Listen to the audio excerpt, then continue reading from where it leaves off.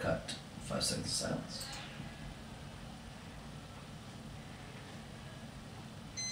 Welcome back to the Best of Investing. I'm Edward Brown, your host, along with Mark Hanf and Brian Burke. And we had just finished with Neil Hennessy, who gave us some excellent information. You have to check out our website later on and listen to the podcast again. And here was our third and final trivia question. In 1994, the Raiders' Napoleon McCallum's career was cut short when his knee was bent backwards by this 49er whose father was a professional boxer. And that was Ken Norton Jr. Oh, that's yes, right. That's right. Okay, we're going to get right into email time. Brian, we received an email from an excellent listener who said, I'm an excellent listener. No, he said, is now a good time to buy a rental property? Kind of interesting how we were talking about that earlier. Yeah, we were talking about that earlier. And you know, it stands to reason we were talking about that earlier because it's probably one of the most common questions I've been asked in my 20 years in this business. And I remember back in 2005, I'd get this question because people were trying to justify paying $450,000 for a property that would rent for $1,500 a month. Yeah. And they were so convinced that buying rental property was a good idea that they completely ignored the fundamentals. Back then it wasn't uncommon to pay 20 times the annual rent to buy a property. And my advice back then was to stay away from buying rental property. Things really have changed, and Neil was talking about Japan. Everything that could go wrong in Japan has gone wrong, and real estate's similar to that. Everything that could go wrong in real estate has, and it's created an opportunity.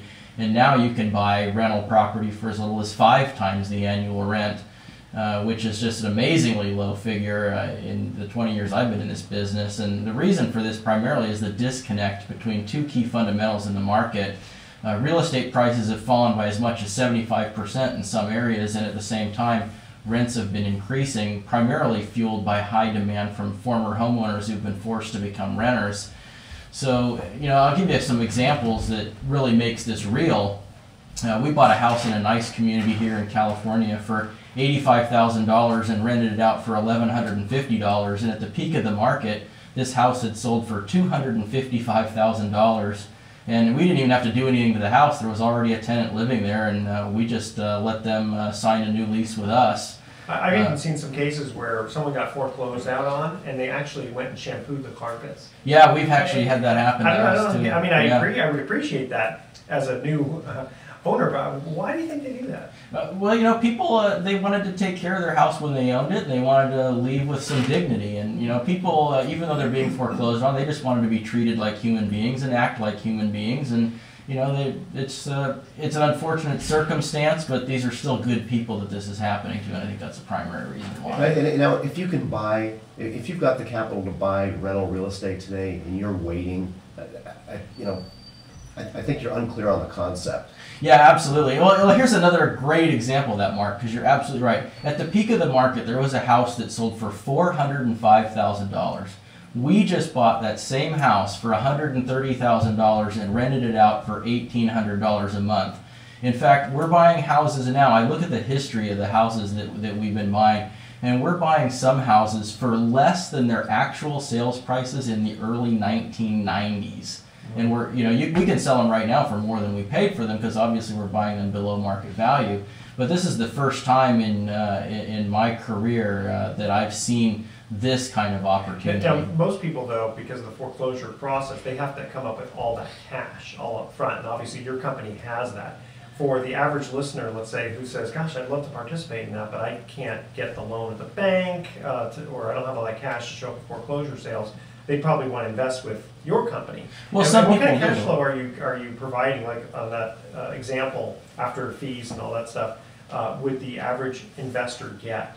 Yeah, you're absolutely right, and a lot of people don't have the cash to pay all cash for these houses, and certainly we do because we've raised it from our investors, and we've been able to do very, very well for our investors. I have a 10-year track record of delivering returns in the mid 20% range, but in addition to that, if they don't have the funds to pay cash and buy it, they can either go to a bank, and if they can't get financing from a bank, there's private money options available out there from private investors who will make a loan on that real estate for them to make that purchase. I've heard of those kind of companies. There's a company out there called Pacific Private Money. They make you a loan to buy rental property. Exactly. That's right. Well, in fact, let's, if you don't mind, we'll just get that feeds right into Mark here. Mark, we received an email from a listener who says, I'm also a good listener. He says, I might need a loan quickly. What's the fastest turnaround time I can expect if I ask you for a loan? Well, that's the great news when you come to a company like Pacific Private Money or other, fine private money loan originators in the Bay Area. We can do loans really fast. And the problem with the banks today is even if you can find a bank to make you a loan, a 30 to 45, even 60-day funding window is not unusual. However, it's not unusual for us to get a call on a Friday and say, can you close on a real estate transaction next week? And so while we don't like to close in 3 to 5 business days, we've done it, and it can be done.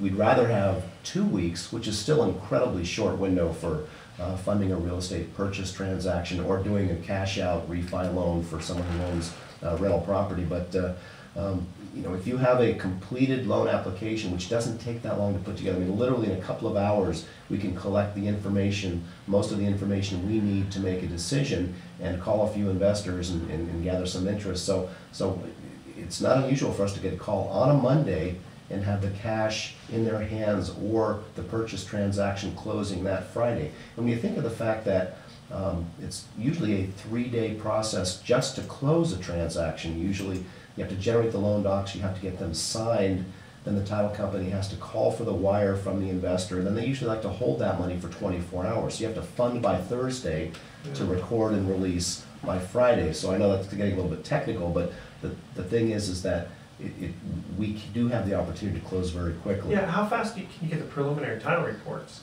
Because that's could protect you to make sure that you're in first position. The title companies we use, we can get them in as little as same day, but oftentimes 24-hour turnaround. Helps to have good relationships, doesn't it, Oh, Mark? absolutely, yeah. Okay, well, again, for our listeners, if someone's interested in investing with you to get a good high rate of return secured by the real estate, or if they want to borrow money on a short-term, quick basis, how to get a hold of you? Pacific Private Money, we're in Marin County. The phone number is 415-883-2150, or find us on the web at pacificprivatemoney.com. Or, of course, you can go to bestofinvesting.com. And Brian, if people, they hear this show and they say, my goodness, 20%, I got to check these guys out. How do they get a hold of you? You can find us easily on the web at www.praxcap.com. It's praxcap.com, or go to www.bestofinvesting.com. There's a link to our website there. Well, a question for you really quickly is, I know you're producing, the 20%. On a deal like that where you bought it for $88,000 and you're getting $1,100 in rent, less the expenses, what kind of return would an investor expect on that? Well, you're looking at periodic cash flow from rents in the 8% range, and then obviously the rest of the return comes from the appreciation that eventually transpires over the following 5 years. Oh, that's great. Hey, quick 30-second thing. You guys hear about the McDonald's in San Francisco? Yeah, how about that? That's a pretty smart way to get around the rules, right? I like it. You know what we're talking about? Where you can't give away with Happy Meals anymore. Prizes. Right. You can't give away free toys. So they charge a dime, right? Yeah, which I thought was really smart. And I think they're just, I don't really go to McDonald's to eat that kind of food. Yeah, how do you regulate something like that? That's just not fair. Good for McDonald's. All right. Listeners, thank you so much for tuning in with us. And we have a couple of thoughts for the day. Always take life with a grain of salt, plus a slice of lemon and a shot of tequila. And why do they call it getting your dog fixed if afterwards it doesn't work anymore? I want to thank my engineer, Hunter Hornstein, for orchestrating this show. Thanks, Hunter. Thanks, Hunter. Tune in next week to the Best of Investing. We're going to be giving away 9 more free vacations for answering trivia questions. And we're also going to have a special trivia contest within a couple of weeks here. So make sure you listen for that. Thanks for listening. On behalf of our team, I'm Edward Brown, wishing you the best of investing. So long.